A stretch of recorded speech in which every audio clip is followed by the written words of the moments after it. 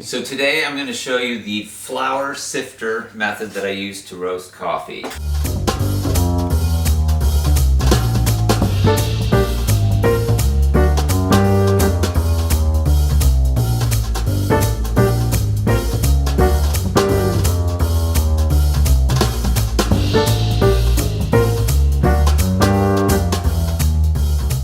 So this is an 8-cup flour sifter you can get online. This is a 4-inch C-clamp to hold it over a stove burner. This is a top made of 1/4-inch hardware cloth, which you can get online.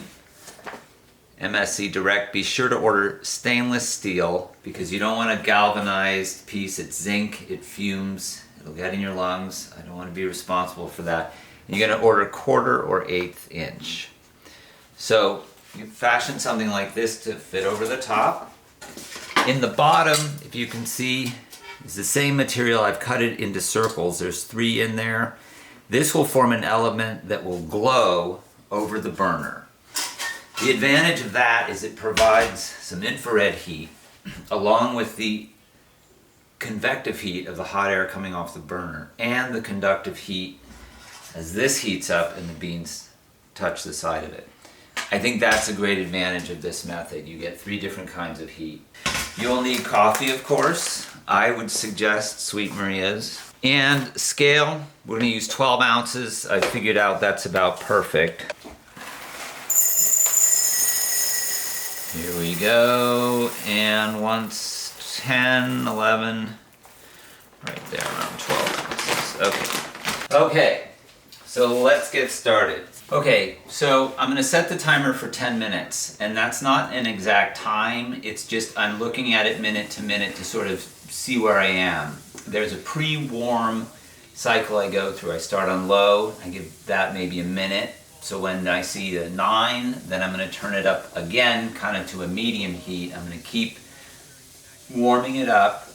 So the bean I really think needs to be warmed through as opposed to heating the surface and leaving the center kind of cool. I'm trying to get an even roast through the bean. After another minute or so, I'm going to go now to high heat. I'm just waiting for first crack. And the minute it enters first crack, then I'm going to start thinking about turning it down. Now I'm getting into first crack, and here's what it sounds like. Once I start to get into first crack, that's when I'm already thinking about turning it down in a kind of mirror process to that warming up cycle at the beginning. Based on the smell, based on the color, I'm going to know when to begin that cooling down cycle. And that's really the kind of the art of this technique is sort of knowing how to time all that. But usually that's at about 6 or 7 minutes.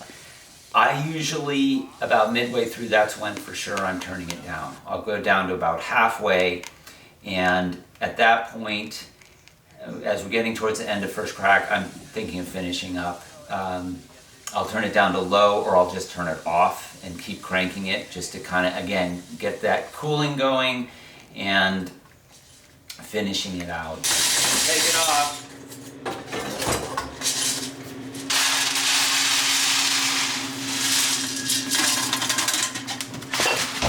These are beautiful. This is a nice glossy color.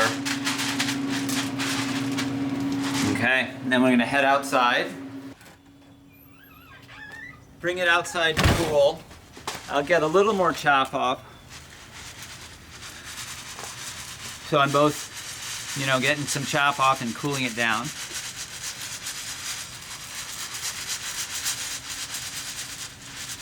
And then you can set it somewhere that's cool. We really want to, cool it down nice and fast.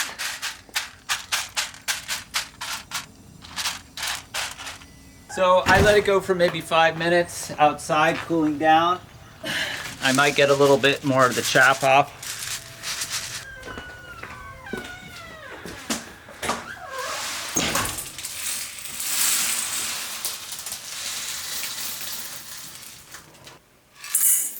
So I store in mason jars. I'm going to leave this open all day to vent, maybe 6 hours. Once it's vented, I'm going to take my lid. So then I flip the lid over and I'll actually loosen it. I'll leave it overnight like this so it vents a little more. And then I'll tighten it down, and then I just store it like this on the shelf. So here's today's results. The Yerga Chaff and the El Salvador.